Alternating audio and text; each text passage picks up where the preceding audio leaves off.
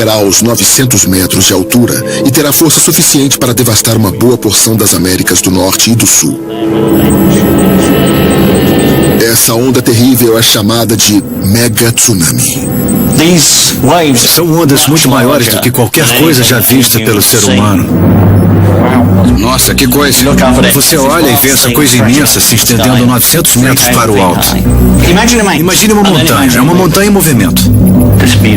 A velocidade da onda depende da profundidade do mar. Quanto mais fundo, mais rápido ela avança. Centenas de quilômetros por hora, a velocidade de um avião a jato. Levaria umas 9 horas para atingir a costa leste dos Estados Unidos. É bem profundo, né? É sim. Então ela vai avançar mais. No meio do caminho, o impulso único original vai ter se dividido em uns 20 ciclos de ondas. Geralmente o maior fica na frente. Quando ele chegar ao litoral americano, já vai ter uns 30 metros de altura.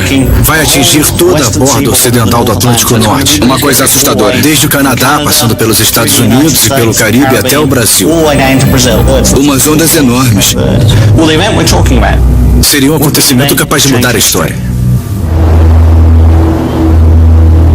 Mais da metade da população do planeta vive na estreita faixa litorânea dos continentes.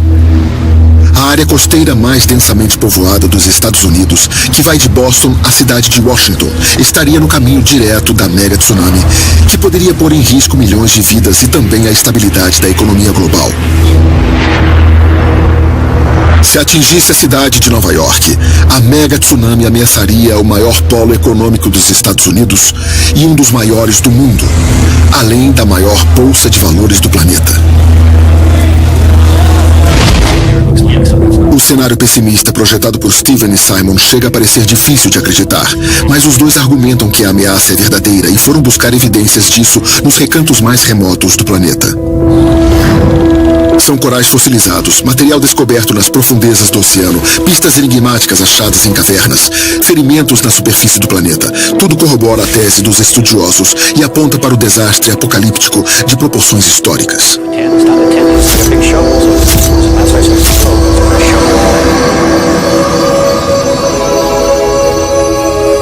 Só há alguns poucos fatores capazes de desencadear o poder devastador de uma tsunami.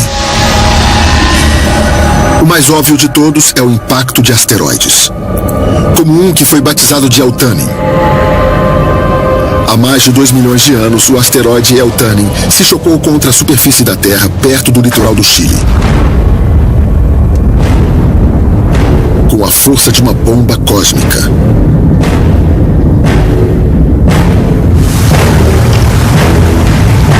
O impacto ergueu uma coluna de água que chegou a 3.000 metros de altura e provocou uma série de ondas que devastaram a Califórnia, o Havaí, o Japão e a Austrália. Nenhum ser humano jamais testemunhou um acontecimento como a queda do Eltanin. Mas um segundo fator desencadeador de tsunami se mostrou bastante real há bem pouco tempo. Jesus Cristo, olhem só. Aquela onda deve ter mais de 6 metros de altura. Ai, meu Deus. Meu Deus. Aí vem ela. Aí vem ela. No ano de 2004, uma tsunami atingiu o litoral de diversas localidades no Sudeste Asiático.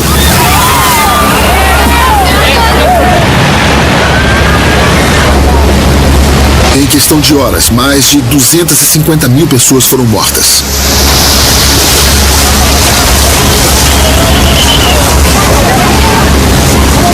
Como todas as tsunamis, a que atingiu a Sumatra foi repentina e violenta.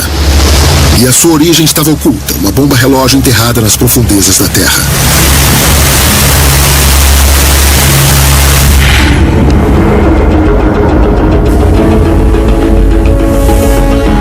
Como um quebra-cabeças, a crosta terrestre é formada por cerca de 12 placas tectônicas.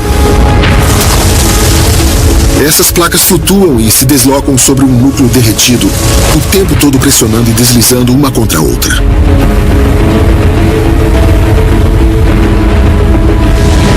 A origem da tsunami de Sumatra foi um ponto de colisão entre a placa da Índia e a da Birmânia.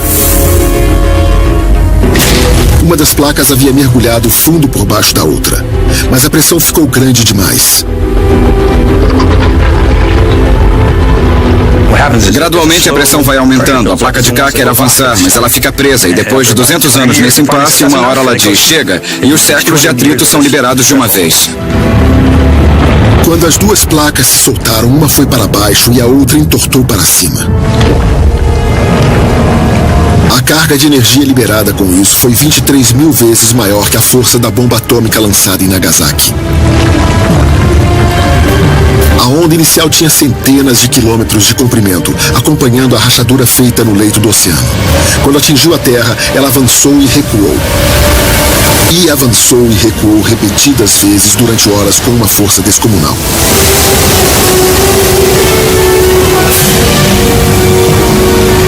Imagine um gigante no meio do mar. Ele agarra o leito do oceano e o levanta de uma vez só, fazendo toda a água escorrer.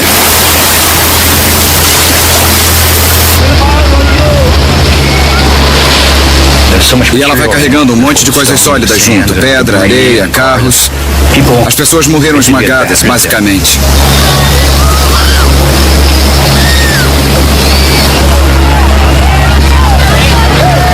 Elas não se afogam, são esmagadas.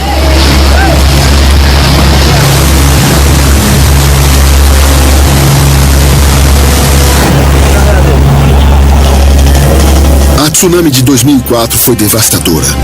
Mas, em teoria, as tsunamis são capazes de provocar tragédias ainda maiores. A tsunami de que estamos falando vai ser muito maior que a de Sumatra.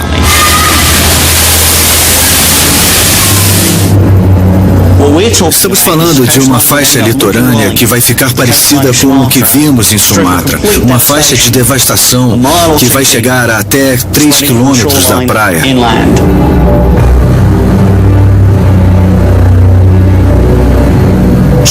E que vai se estender desde o Canadá, passando pelos Estados Unidos, Caribe e o Brasil, e que talvez se repita do outro lado também, no norte da África e na Europa.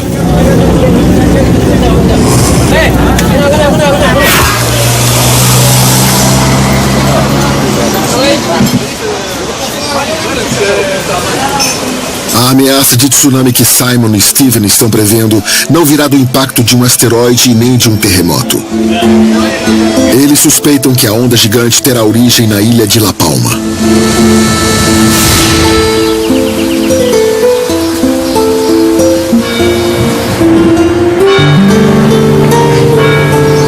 La Palma é a imagem perfeita da tranquilidade.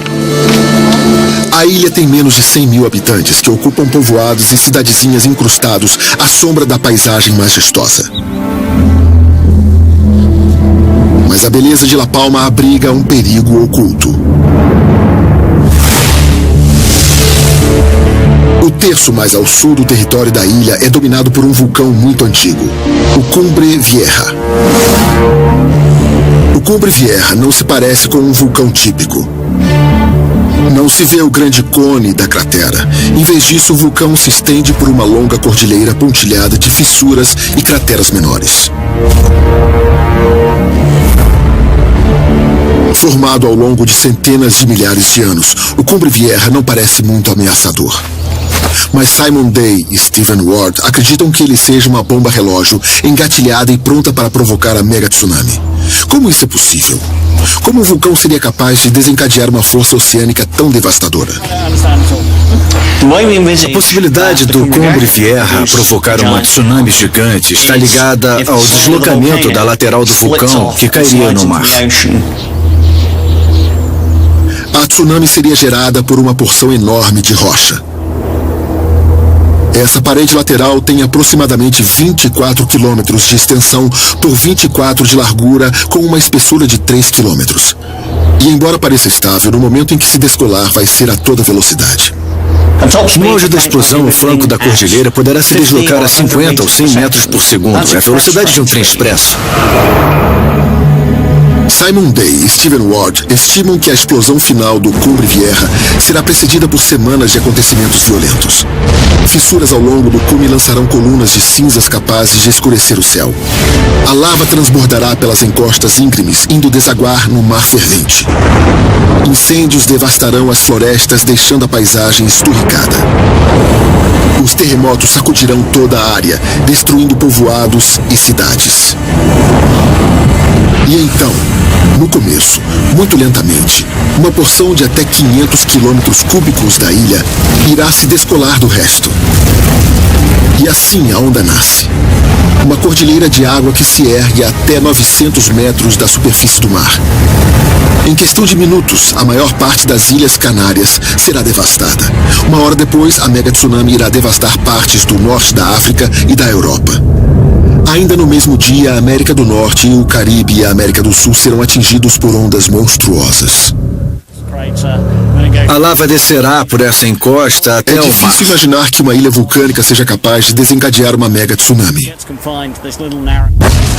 Asteroides, sim. Terremotos no fundo do mar, nós já vimos que sim. Mas muita gente duvida que exista a possibilidade de uma porção do Cumbre Vieja se descolar e mergulhar no mar tão depressa.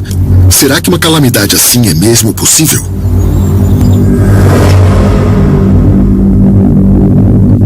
A meio mundo de distância de La Palma, na ilha principal do Havaí,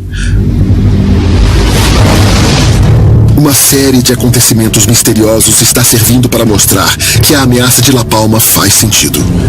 Aqui, o vulcão Kilauea, um dos mais ativos do mundo, dá mostras de que pode estar ruindo para dentro do mar, pode estar se separando da ilha. As forças que estão dilacerando a ilha do Havaí podem ser testemunhadas em sua forma mais dramática, numa fenda apelidada de A Grande Rachadura. Ela tem quase 13 quilômetros de extensão, 15 metros de largura e mais de 16 metros de profundidade. Muitos acreditam que esse corte na superfície do planeta seja a marca de um desastre iminente. Estudiosos como Mike Pollan estão atentos aos acontecimentos no Kilauea. Ao contrário do que acontece no Cumbre Vieja, este vulcão é monitorado constantemente e há bons motivos para isso. Usando a tecnologia do GPS, Pollan vem registrando uma movimentação épica em uma porção ao sul do Kilauea, que é invisível a olho nu. A movimentação no flanco sul é constante. Ele se desloca entre 7 e 10 centímetros por ano. Um movimento regular e inexorável. Acontece o tempo todo. Mesmo se você ficar poucas horas naquela área, nessas poucas horas, ele terá avançado um pouco mais na direção do mar.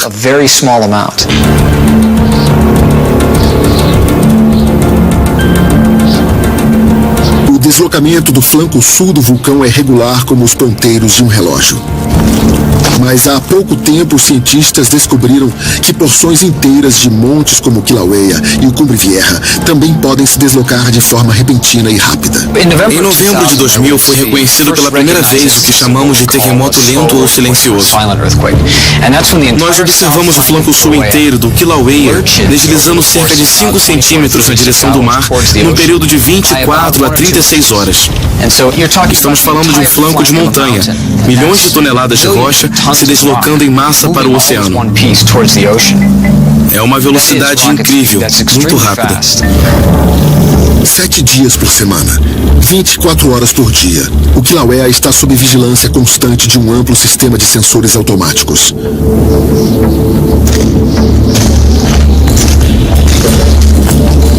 As inspeções no local funcionam como uma medida extra de precaução enquanto não acontece o próximo deslocamento repentino. Não sabemos se o flanco sul do Kilauea vai protagonizar um colapso catastrófico ou se vai só continuar se arrastando como vem fazendo. O colapso de um flanco de montanha é uma coisa tão monumental que para mim chega a ser incompreensível. É como se fosse um asteroide batendo na Terra. Eu não consigo nem visualizar o que uma coisa assim poderia provocar.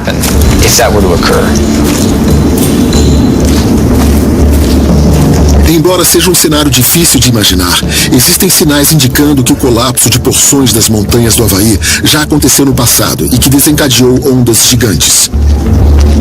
É só procurar as pistas nos lugares certos.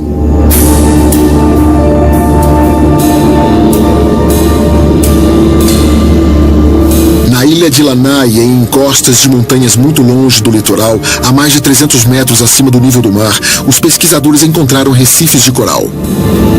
Como o coral veio parar aqui é um mistério. O grande mistério com relação aos depósitos de coral do Havaí é o tamanho deles. Não são nada pequenos. E isso é uma coisa que já intrigou muitos pesquisadores. Inicialmente, os cientistas pensaram que os recifes estavam no alto porque há muito tempo o nível do mar talvez fosse muito mais alto também. Houve quem sugerisse também que eles podiam ter sido erguidos do fundo do mar durante a formação das ilhas. Mas Gary McMurtry defende uma outra hipótese e ressalta uma pista reveladora. Os corais encontrados nas montanhas não estão intactos. Ao contrário, eles parecem ter sido jogados nas rochas. Para o pesquisador, os depósitos de coral têm uma explicação mais provável. Um outro agente pode ter esmagado os corais contra as encostas das montanhas. Uma tsunami enorme. E se a hipótese estiver correta, ele acredita que a passagem da onda deixou outros vestígios.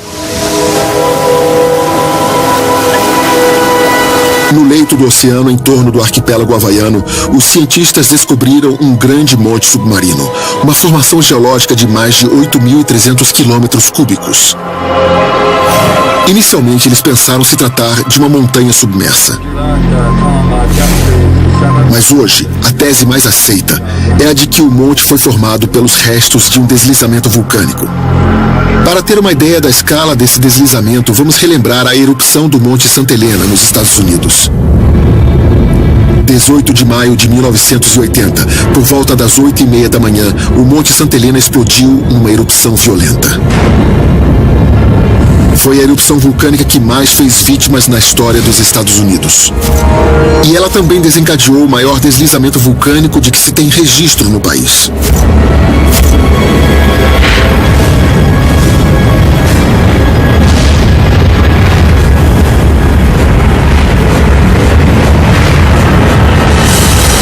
Foi um deslocamento de terra impressionante.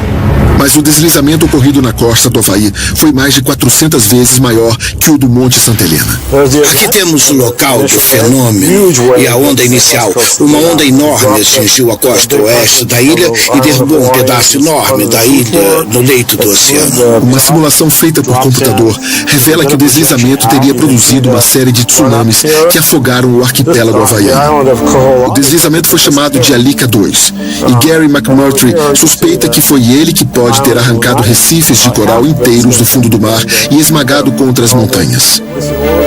Se foi mesmo o Alika 2 que criou os depósitos de coral, McMurtry sabe que uma evidência pode comprovar isso definitivamente.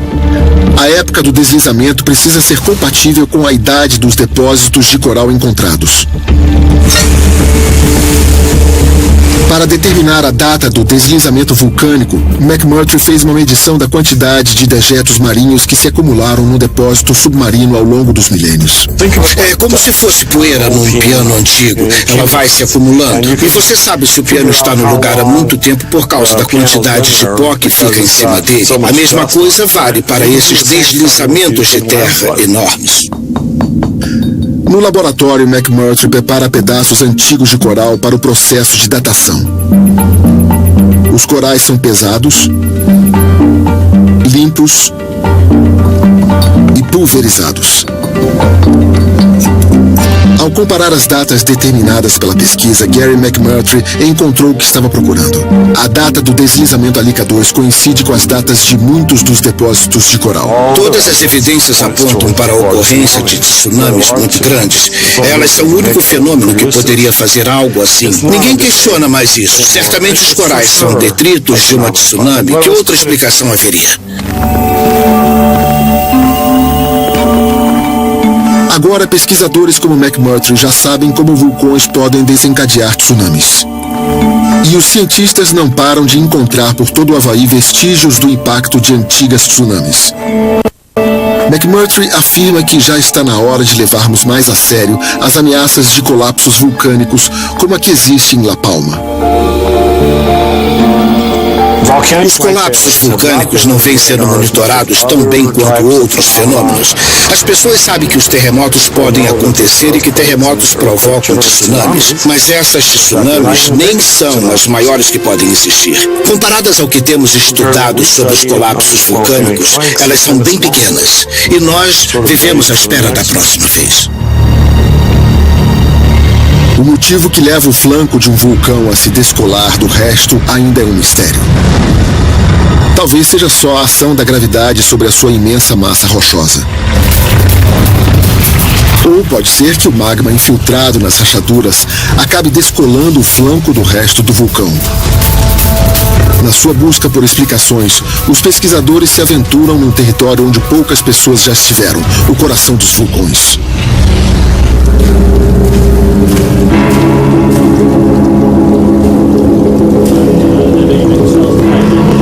Voltando às Ilhas Canárias e a La Palma, encontramos Simon Day e Stephen Ward explorando as entranhas escuras de um vulcão adormecido. Uma vasta rede de túneis foi escavada aqui para permitir o acesso a reservatórios de água potável. A água retirada dessas minas é a que garante a maior parte do abastecimento à população da ilha. Mas Simon Day e Stephen Ward também veem essa água como uma ameaça. Os pesquisadores afirmam que a ação da água é uma peça central da sua previsão catastrófica. É essa água que pode acabar empurrando o flanco oeste do Cumbre Vieja para dentro do mar, desencadeando a mega tsunami.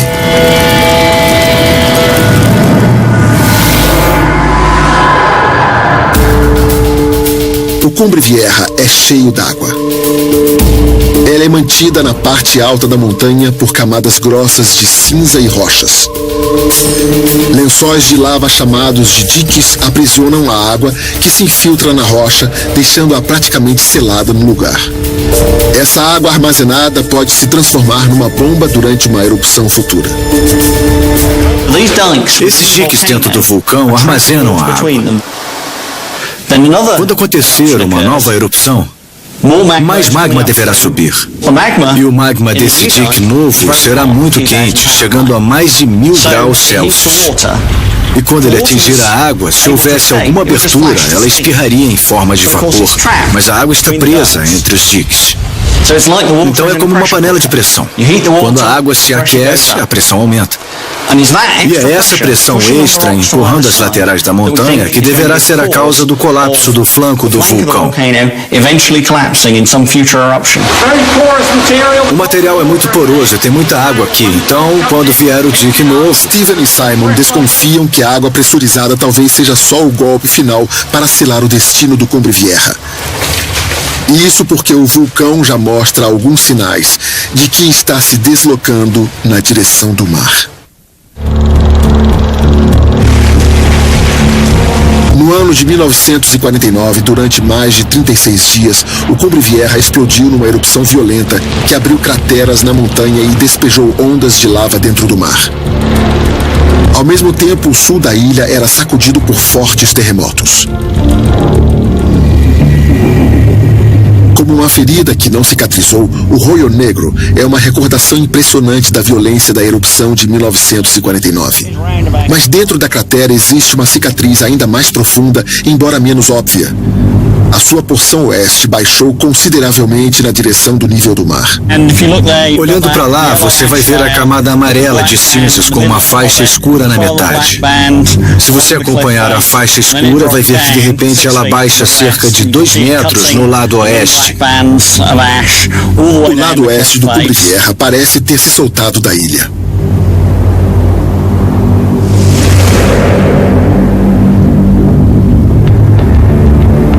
O vulcão talvez tenha se partido ao longo de uma falha geológica que se estende por mais de 3 quilômetros, seguindo a linha da cordilheira.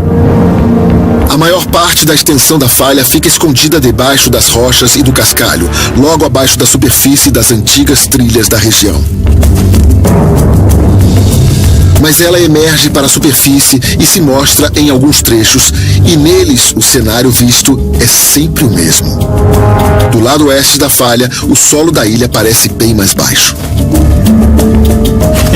É exatamente a mesma coisa. O lado oeste está a alguns metros mais baixo que o lado leste. Os críticos dessa tese afirmam que não se trata de uma falha geológica e sim de uma rachadura superficial. Mas não é isso que Simon Day e Stephen Ward defendem.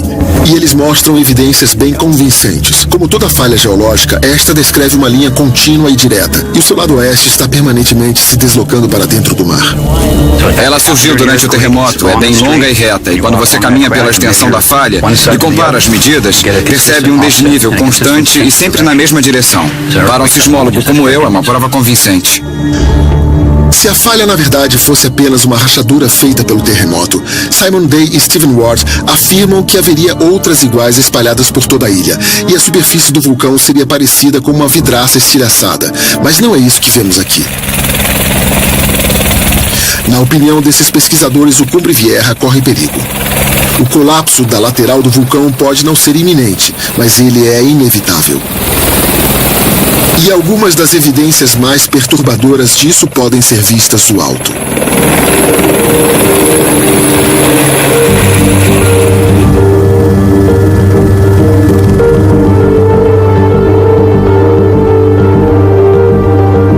Prossiga. Entendido. Estamos sobrevoando o local neste momento. Câmbio. Ao longo da sua história, a ilha de La Palma tem sido o cenário de mudanças drásticas. Montanhas inteiras mergulharam no mar. Crateras gigantes foram abertas com a força de explosões. Simon Day e Stephen Ward acreditam que o passado tumultuado de La Palma pode ter um impacto dramático sobre o nosso mundo, afetando os destinos de cidades e de pessoas que vivem a um oceano de distância. E o motor que impulsiona o cenário apocalíptico previsto por eles já está em movimento há muito tempo.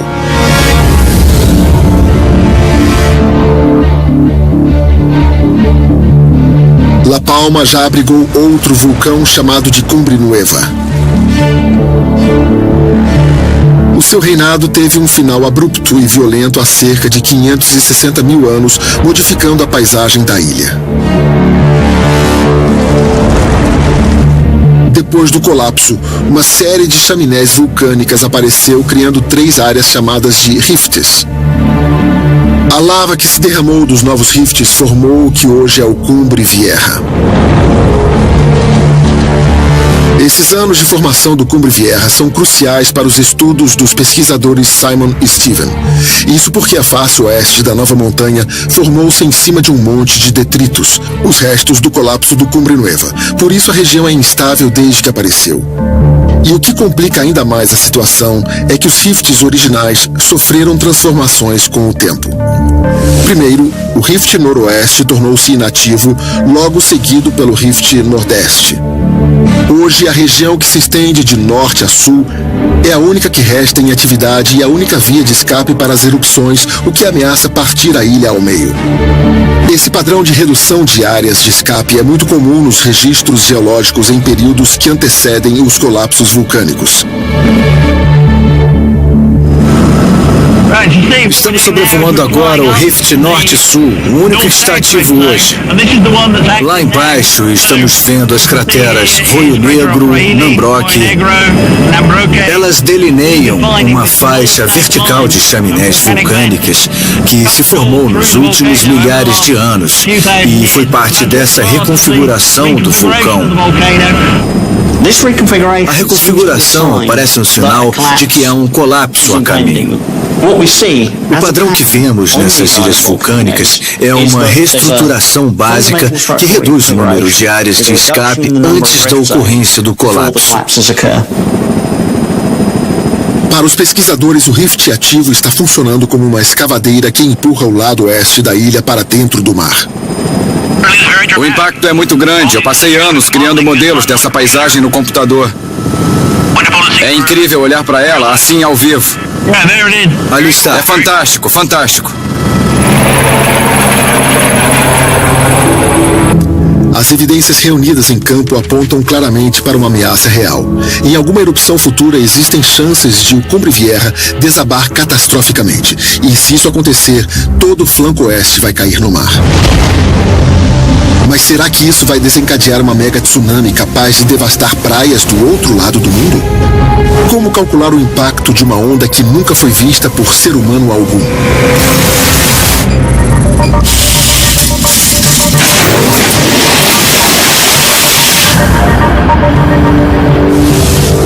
Tudo tem que sair exatamente de acordo com os cálculos. Está vendo aqui?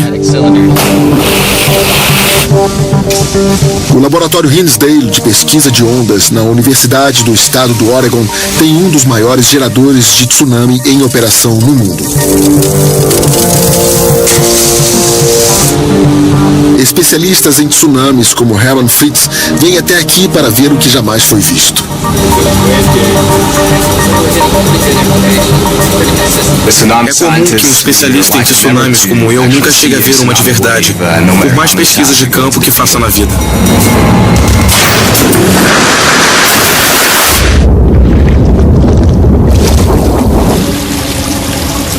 No momento, Herman Fritz está tentando investigar que distância uma tsunami é capaz de viajar sem perder o seu poder de devastação. Veja o quanto se deslocou. Eu acho que foi o comprimento que mudou mais. A resposta para essa pergunta vai depender de que fator desencadeou a tsunami. Tsunamis originadas por terremotos, como foi o de Sumatra, costumam ser caracterizadas por uma série de ondas muito separadas e que percorrem grandes distâncias. Disse que elas têm um comprimento de onda maior. Tsunamis desse tipo podem viajar milhares de quilômetros, conservando seu poder de destruição. Na hipótese de um colapso do Cumbre Vieja, o cenário seria diferente. O evento produziria ondulações com um comprimento de onda mais curto. Cientistas acreditam que elas se espalhariam mais, perdendo força à medida que cruzassem o Atlântico. No laboratório, a equipe está preparando uma simulação do colapso do vulcão Cumbre Vieja.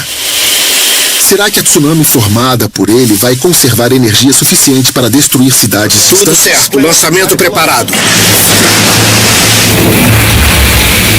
Repetidamente, Herman Fritz e sua equipe recriam o colapso do vulcão. A experiência é monitorada por um arsenal de câmeras e sensores. E os resultados são reveladores. Estamos concluindo que o resultado em La Palma será uma onda gigantesca, maior que qualquer coisa que já vimos ou registramos em toda a história.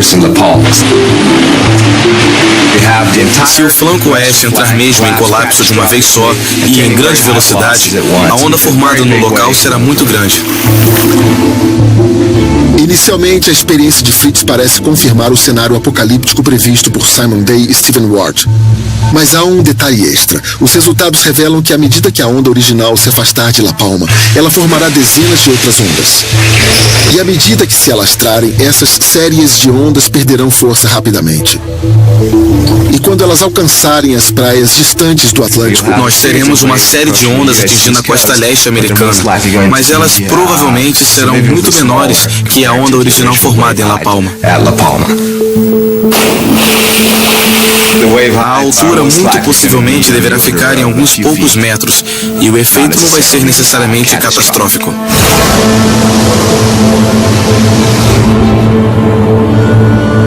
O potencial destrutivo do colapso do Cumbre Vieja pode ser uma ameaça para as ilhas próximas e pôr em risco as vidas de dezenas de milhares de pessoas.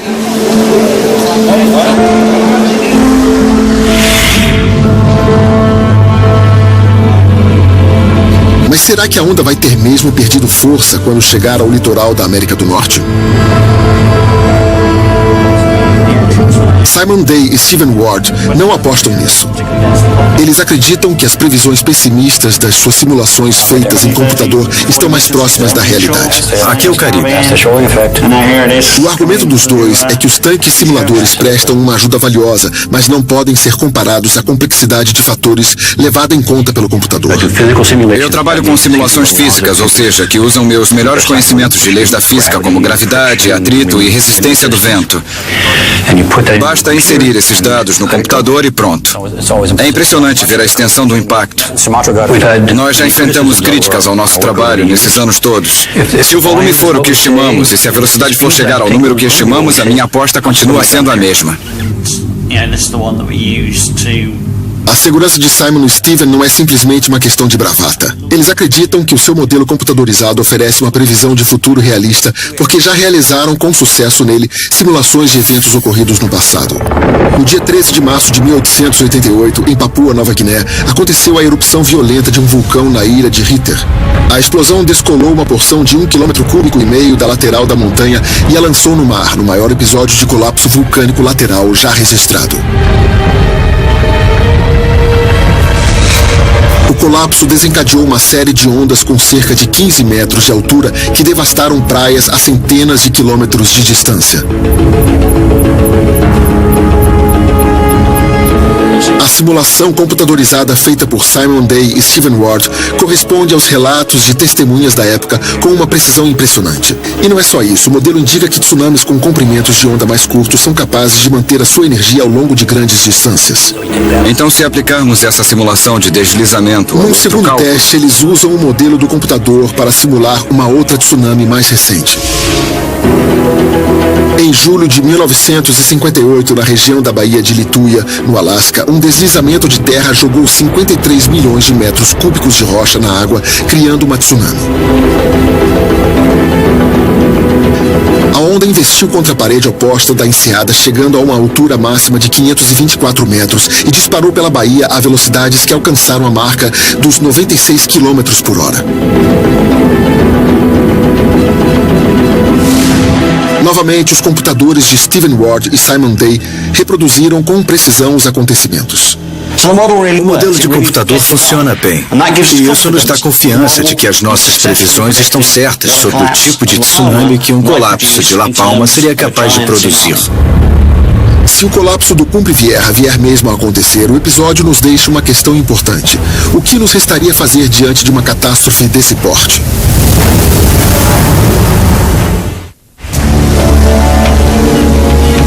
Nos Estados Unidos, o planejamento de ação em caso de desastres naturais é tarefa que cabe às autoridades locais.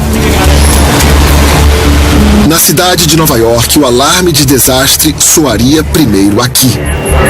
155 chamando. No escritório de gerenciamento de emergências, também conhecido como centro nervoso da cidade. O pelotão de vigilância é nosso centro de alerta 24 horas. Eles monitoram as comunicações eletrônicas dentro e fora da cidade e no mundo todo, todos os dias, 24 horas por dia. 32329. Nosso trabalho é imaginar o pior e ficarmos preparados para ele. Desastres são conosco. No escritório, os operadores vivem em alerta para todo tipo de ameaça mortal. Ataques terroristas, manifestações populares ou desastres naturais como terremotos, tempestades e tornados estão sempre no radar deles. Um incidente no quadrante 2 Sul, até agora sem vítimas. Por conta da geografia da cidade, o perigo vindo do mar também pode representar uma ameaça grave.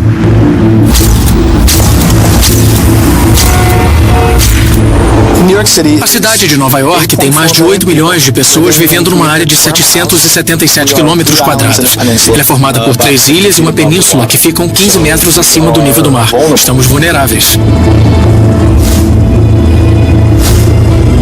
Essa possibilidade de uma tsunami representa uma ameaça catastrófica para Nova York. É um evento que tem baixa probabilidade, mas um alto nível de danos potenciais. Portanto, fazemos planos para enfrentá-lo.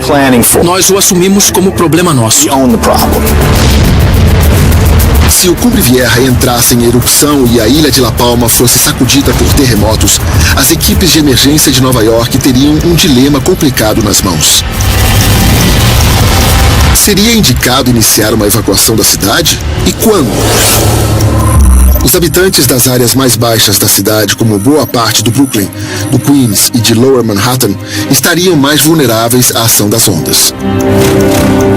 Para levar todas essas pessoas para locais seguros, seriam necessárias até 18 horas. Se as autoridades esperassem até a tsunami ser detectada, a operação se transformaria numa corrida contra o tempo. A onda seria capaz de atravessar o Atlântico em apenas 9 horas e poderia chegar ao alvo antes que muitas pessoas estivessem em segurança.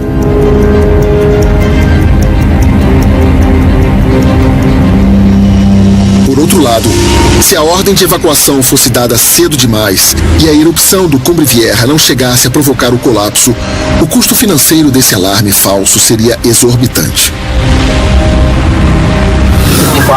5 horas. Essa é a nossa previsão para que a situação se normalize. Precisamos de suporte médico no setor Moses. No escritório de emergências, milhões de vidas estão sempre em jogo.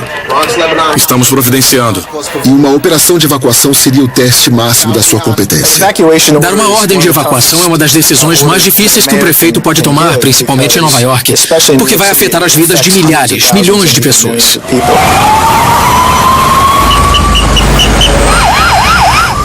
As tarefas podem se tornar monumentais muito depressa. Diante de um desastre, a possibilidade de confusão aparece e nossa missão é cuidar da comunicação e coordenação. Num caso de evacuação, a operação da Bolsa de Valores de Nova York seria digitalizada. Os portos seriam fechados e as empresas parariam de funcionar. Há 3 áreas de evacuação na cidade. Os moradores das regiões mais baixas receberiam a ordem primeiro. Todos receberiam instruções para procurar as centrais de evacuação de onde seriam encaminhados para os abrigos. O acesso a esses locais seguros seria feito pelas vias de trânsito. As veias e artérias da cidade que conduzem diariamente pessoas para dentro e para fora de Nova York seriam redirecionadas para fluir apenas na direção do interior. Os bombeiros seriam acionados para fazer a evacuação de hospitais e casas de repouso e para auxiliar os moradores com necessidades especiais. A polícia da cidade ficaria encarregada de garantir o cumprimento da ordem de evacuação. Por mais detalhado que seja o planejamento, o sucesso da operação sempre depende da sua execução. E sempre vão restar algumas questões. Quantas pessoas acabariam ficando para trás? Quantas sobreviveriam à mega tsunami?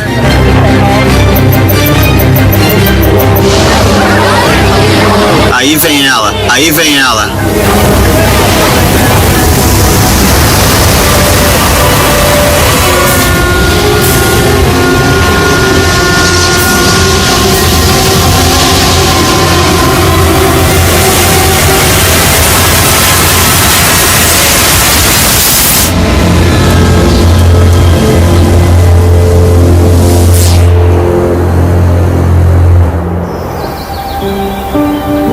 Hoje está tudo tranquilo na ilha de La Palma. O vulcão está adormecido e o chão não começou a tremer. Mas mesmo nessas condições, a sua mensagem para nós é clara. Os pesquisadores estão tendo que admitir que vulcões aparentemente imutáveis podem despertar. E quando isso acontece, eles têm o poder de transformar o mundo.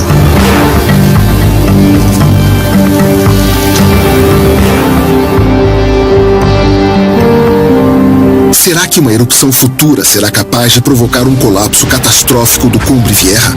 Simon Day e Stephen Ward fazem alertas tanto contra os alarmistas quanto contra aqueles que subestimam essa ameaça. A questão crucial é quando o colapso vai acontecer, quando essa tsunami que nós previmos vai atacar o Atlântico Norte. E nós não temos essa resposta. O vulcão vai precisar ser monitorado de perto durante as próximas erupções. La Palma é só uma das ilhas vulcânicas que temos no mundo. Ela está no topo da lista, mas não é a única ameaça.